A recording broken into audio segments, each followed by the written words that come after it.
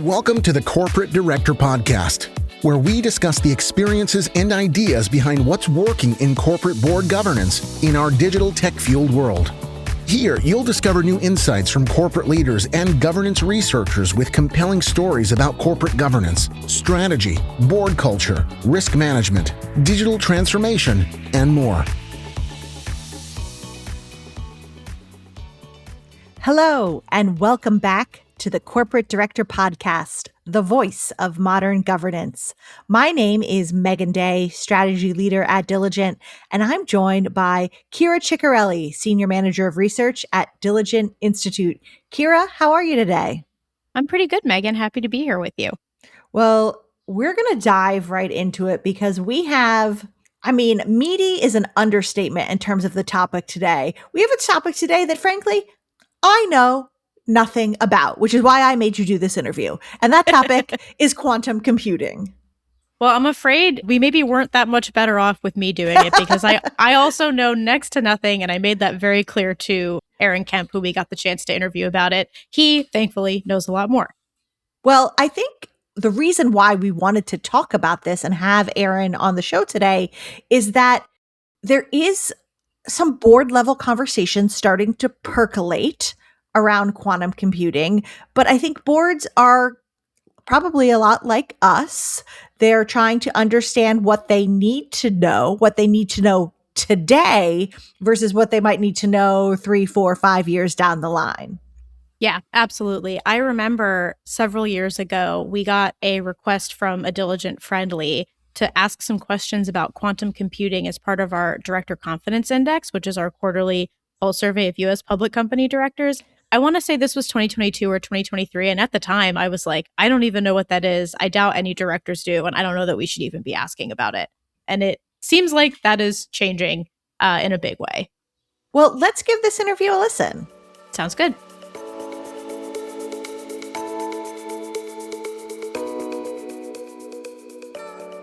Joining us on the Corporate Director Podcast today is Dr. Aaron Kemp, U.S. Quantum Leader for KPMG. Aaron, welcome to the show. Thank you for having me. It's great to be here. To start off, before we get into our interview topic for the day, could you introduce yourself to our listeners and tell us a little bit more about your background and your current role? Absolutely. Aaron Kemp, I'm a senior director in our Enterprise Innovation Emerging Tech Group. So we are responsible for figuring out what's coming down the line next and what boards and the C-suite need to be thinking about technology-wise. Currently, I am leading our U.S. quantum computing group, both in quantum security and quantum research. We are actively pursuing what's coming for the NIST migration and kind of the post-quantum security requirements, and also looking at what quantum computing is going to afford organizations as the computers come into their own. My background is very much in the cybersecurity realm. I spent a lot of time doing classified cybersecurity.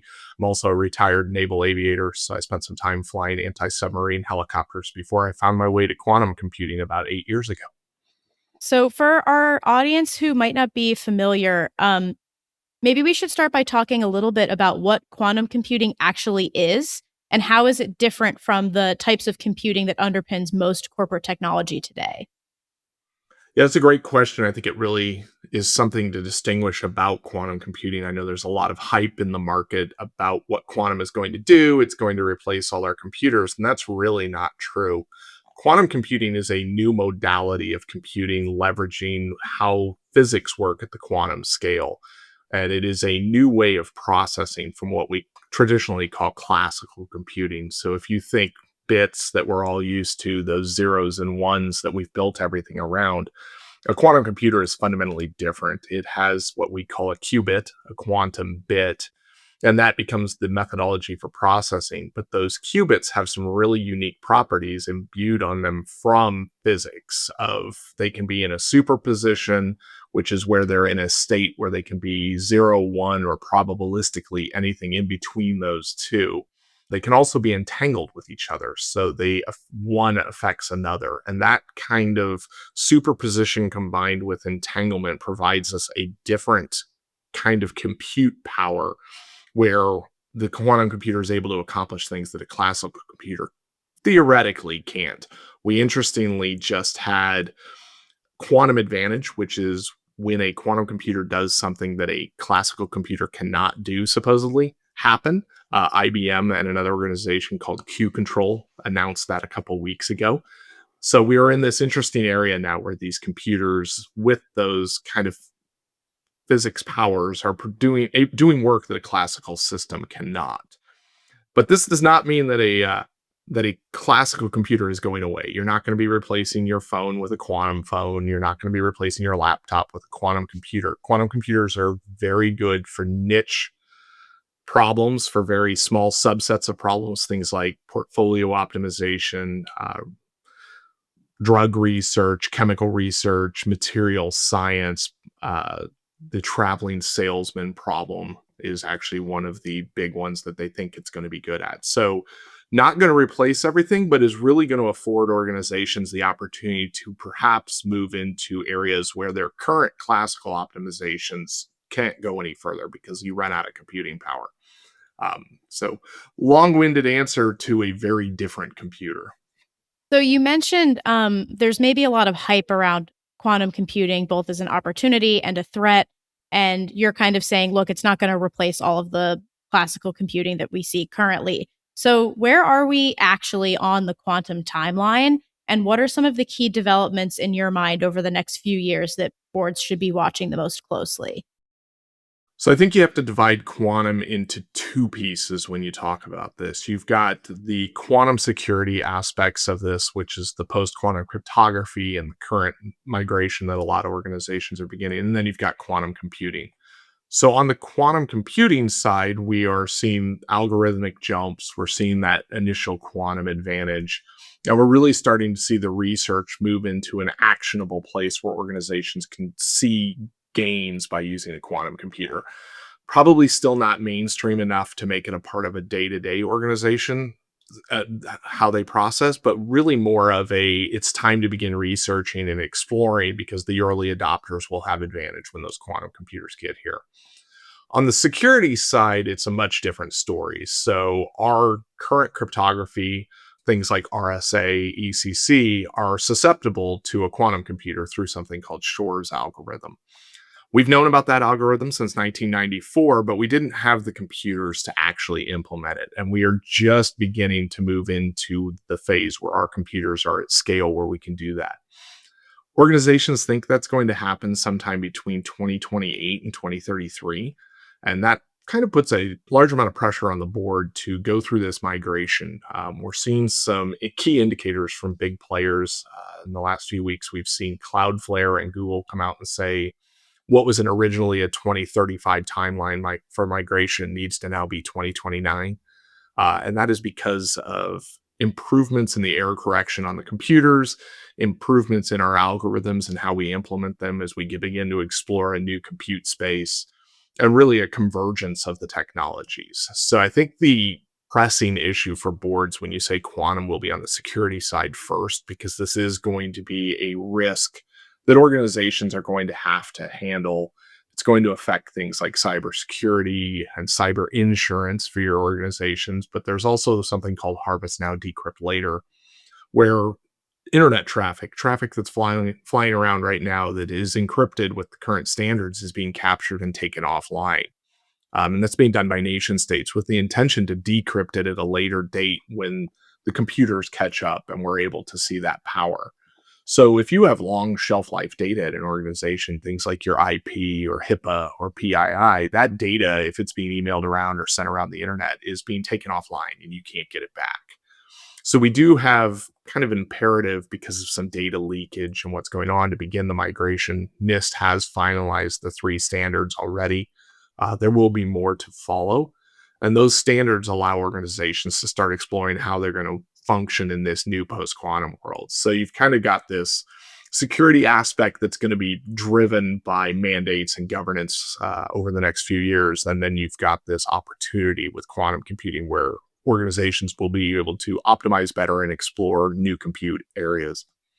Okay, a lot to unpack in there, and I've definitely got some follow-up questions. So you touched on it briefly, but maybe just talk a little bit more about why quantum computing is emerging as a risk issue specifically for the board.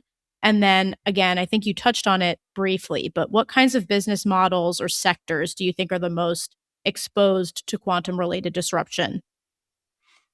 That's a great question. I think for boards, it's going to come down to the costs of breaches. If you look at the breaches that we've seen over the last few years, I think the last number I saw is between $450 and $500 per file in a breach. With quantum able to break the cryptography that we're using to protect a lot of that, that puts a clear and present danger on that data now. And as boards are looking at the data they're controlling, that key information to the organization, that's going to become a big problem if they're losing that.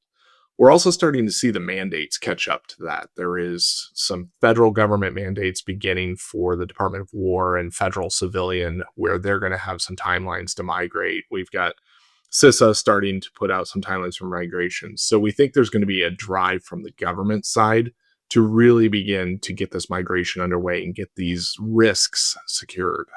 And obviously, once the government starts moving, anybody that does business with the government will need to migrate as well so they can continue to do that and be compliant with how the military and how the federal government is doing security. Because eventually it will become you won't be able to connect and talk with each other because you won't have the appropriate algorithms to decrypt. So it'll be something that is driven over the next couple of years. But I think cyber insurance plays a big part of this too. There's going to be a point where cyber insurance companies begin to say, hey, if you haven't done this post-quantum migration and you're breached, we're not going to be responsible for that. There's been ample warning that this is coming. There's been ample standards put out there. So you need to begin these migrations.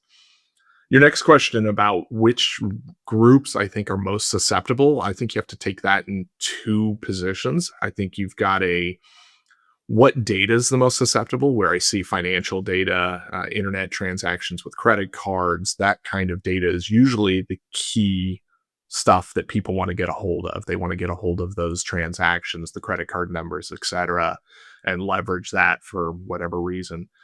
But the flip side of that is those organizations that have a lot of technical debt, where we've kept those older computers, those older mainframes, where we're running outdated software, outdated hardware.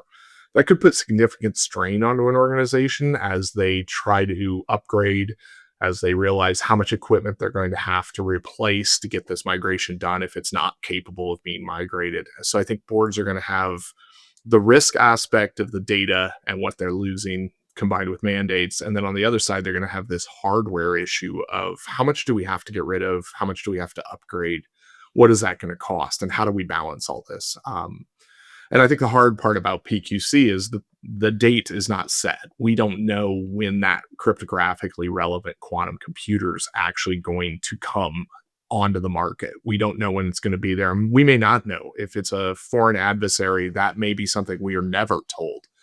And we find out at a later date. So there's a lot of risk. There's a lot of opportunity, but it's something boards are going to have to really begin to prioritize of how long are we.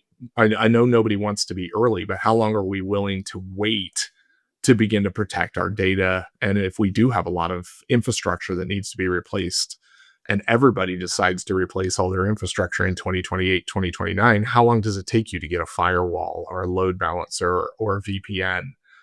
If all of a sudden the supply chain is inundated with requests. So there's a lot going on that boards need to begin piecing together and understanding what a roadmap looks like through this. One of the bigger concerns that you mentioned is the potential for quantum computers to break today's encryption. What are some of the practical implications for boards to think about in terms of data protection and confidentiality? Yeah, so this is an interesting one. We have two algorithms. We have Shor's algorithm and Grover's algorithms, and both of these algorithms they need a quantum computer to work. So the good news is we've got quantum computers, yes, but we don't have them at a scale big enough to implement these algorithms to where our data is at risk yet. That harvest now, decrypt later threat puts current data at risk that is offline, but as that data runs out, if it expires or it doesn't have to be secured for 5 years, you're probably okay. It's that longer shelf life data. But it's also a day-to-day operations then. As these computers come online, we know this cryptography is susceptible to attack. We know how it works mathematically. We just need the computer to implement it. It's actually been described as no longer a theoretical problem. It's just an engineering problem. So as we get over these engineering humps, and that is rapidly accelerating, there are some roadmaps out there for some quantum computing companies right now that show us hitting the threshold we need qubit wise in 2028. I think most people agree RSA will probably be broken somewhere between 2029 and 2033.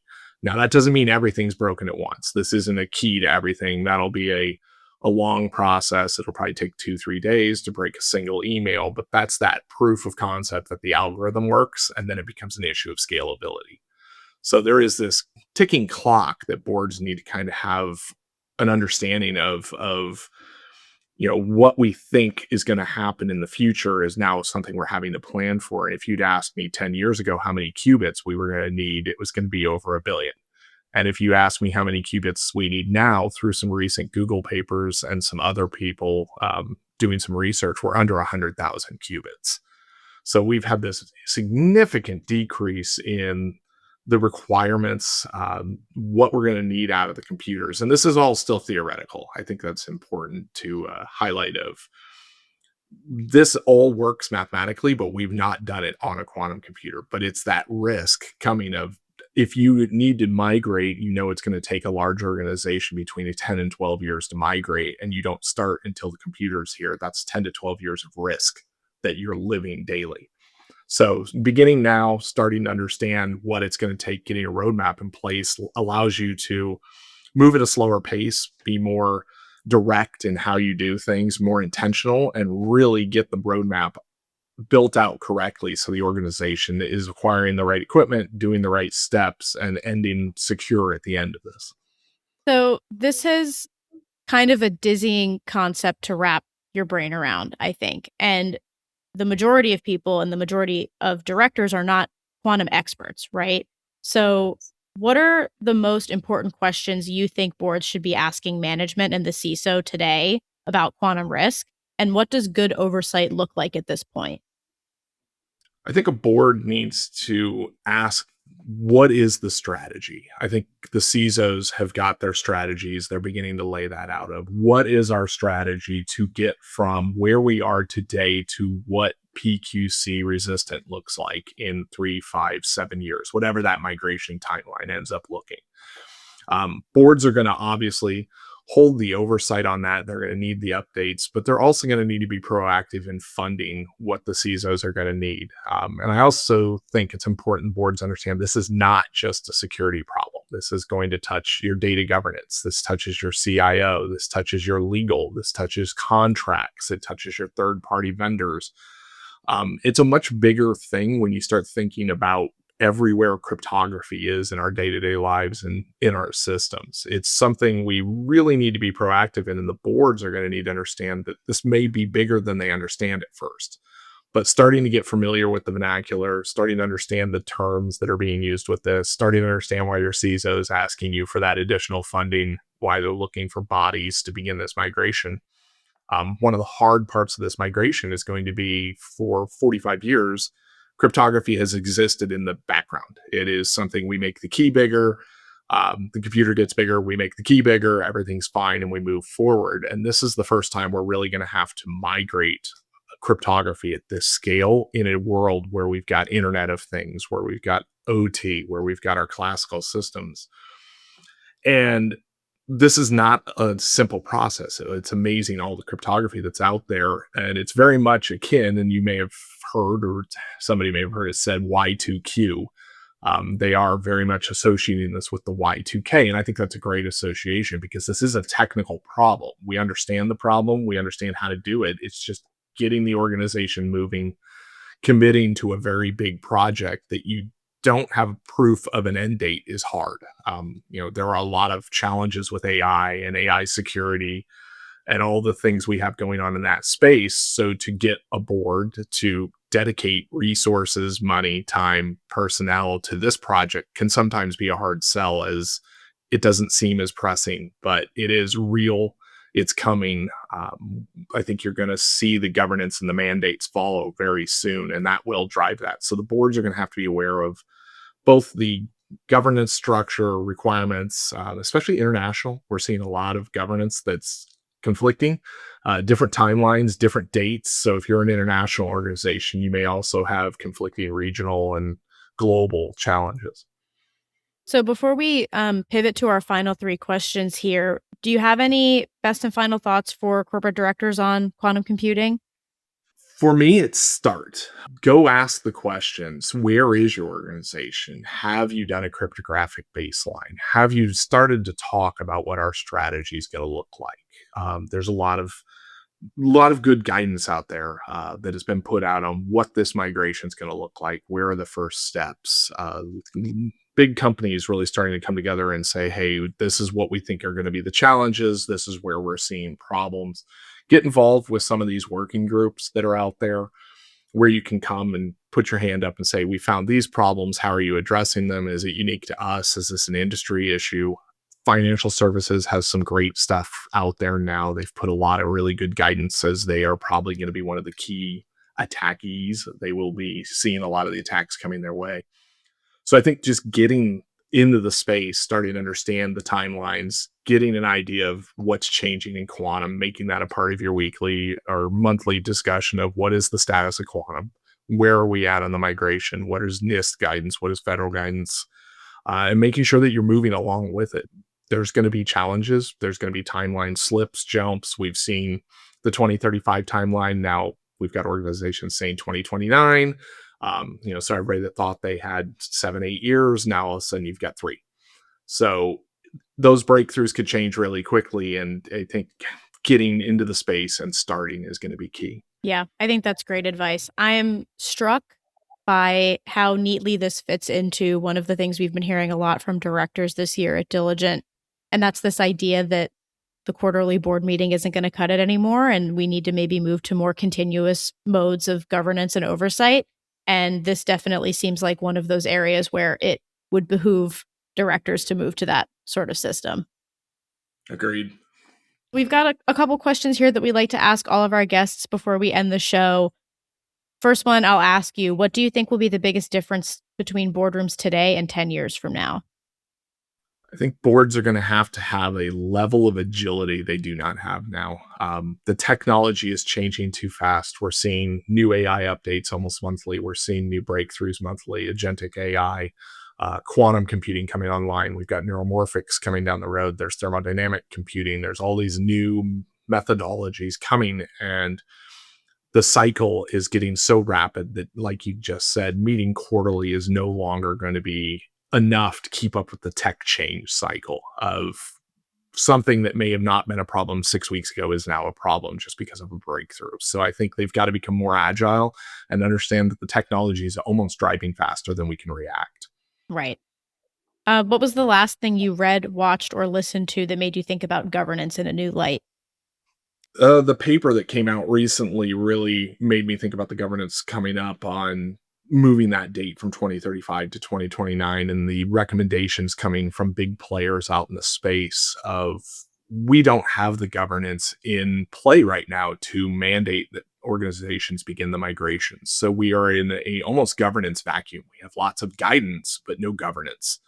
And cryptography, because it has always been kind of a backroom thing, has never been out in the open and had a governance program built around it. And that's going to be something it needs going forward of what does your cryptography program look like? How do you become cryptographically agile? And what does that mean to your organization? So there's a lot of design to be done and a lot of new roles and new things that need to be thought through for an organization to be secure. We'll be sure to link to that paper in the podcast notes for this episode. Excellent. Final question. What is your current passion project?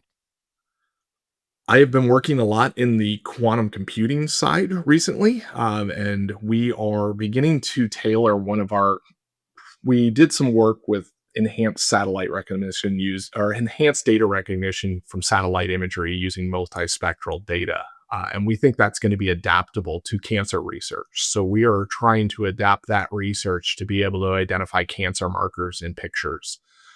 Which I think is just amazing. If we can go down that road and really take quantum and solve a problem, I think it would be phenomenal. There's a lot of negative hype around quantum right now with the quantum risk, and I think everybody forgets there's a lot of opportunity on the other side of this. Yes, we're going to go through 10 years of migration and difficulty and costs and new governance and all these things. But on the end, we're also going to end up with a new compute modality that opens up a lot of things for us. And I want to keep people's eyes focused on the good part of this as well. Yeah, like with any technological advancement. And that's fascinating. Yeah. Anything can be good, anything can be bad. This is one where I think the bad we're aware of, we work through it, we solve it as a problem. It is a technical problem, build a roadmap, solve it, and then we can get into what can we do with this to make things better. Great. Well, that wraps up this episode. Aaron, thanks so much for joining us. Thank you for having me. It was a pleasure.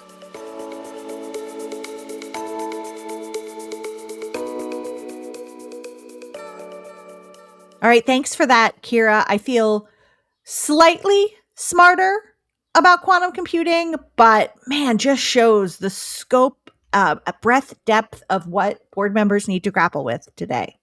Yeah, absolutely. I left that interview and my head felt very physically heavy. There was a lot of new information to consider. And I mean, to me, the quantum computing issue, specifically for the board, is just the definition of a gray rhino, where you can see it and it's a couple years out into the future. One of the things that Aaron said that scared me a little bit was this idea that the timelines for these capabilities being scaled and broadly available to folks has been shortened from like a 2035 timeline out to 2028 or 2029. So the fact that it's shortening sort of exponentially and it might be here a lot quicker than we think was definitely cause for pause. Yeah, and I do think it gives, again, though, it opens up a bigger conversation just about how boards need to think about risk and preparedness in a world in which truly disruption is happening at every corner. And so whether it's quantum computing or something else, how do you ask the right questions and frame conversations in the boardroom so that you feel like you not only necessarily a good understanding, it's not necessarily about the physics of it all, but that, again, you are framing risks in the right way and protecting what needs to be protected without maybe even losing some of the upside that comes along with some of this new technology.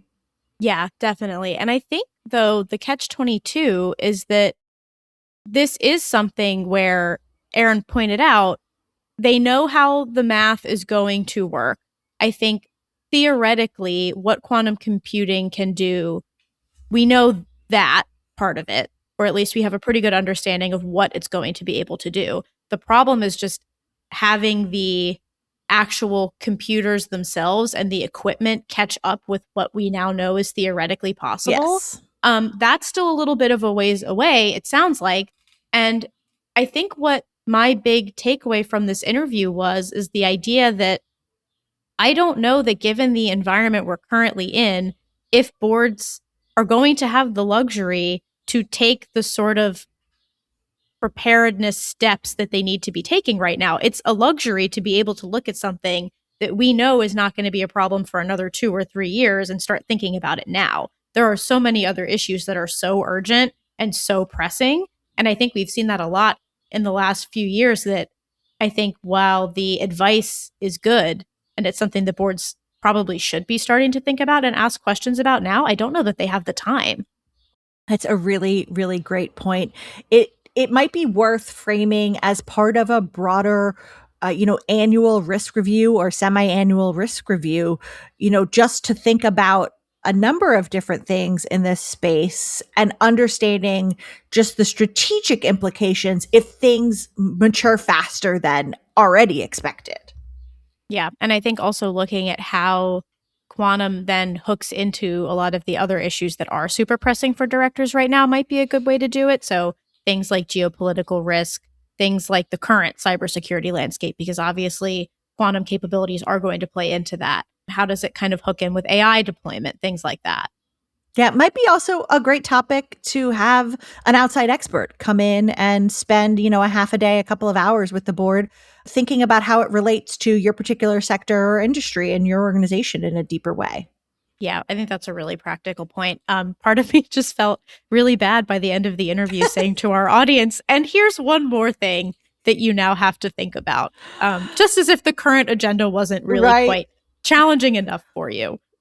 Well, let's see if the next conversation we have in a year or so is, do you need a quantum computing expert on your board of directors? I was thinking that same thing. We've seen it cycle so many times. And I guess in a way, it might look a little bit like the conversation about, do you need a cyber expert on your board? Because I do think the quantum question really ties the most closely to cybersecurity implications. But yeah, I'm sure that'll be the next thing.